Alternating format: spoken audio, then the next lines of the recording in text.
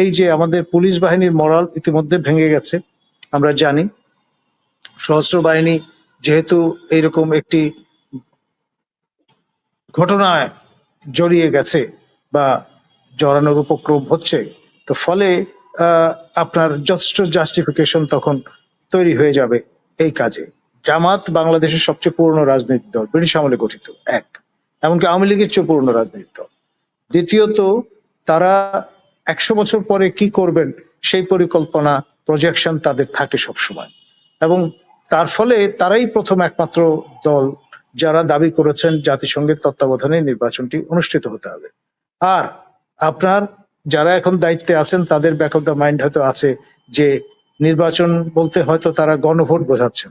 একটা গণভোট করে হয়তো দেখা যাবে যে শেখ হাসিনার অবশিষ্ট যে মেয়াদ, সে 2029 পর্যন্ত আপনার তাদের এই যে ঐকমত্যের যে আয়োজন সেটি চালিয়ে যাবেন, এবং দেখা যাবে তখন হয়তো নির্বাচন হচ্ছে।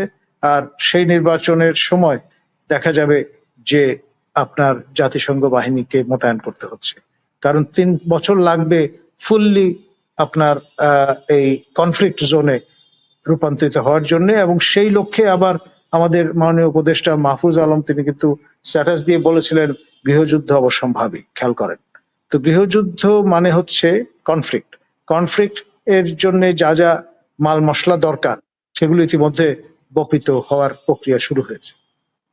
গোপালগঞ্জের ঘটনাটি তার সঙ্গে মিলে যায়, সুন্দরভাবে ফিট ইন করে।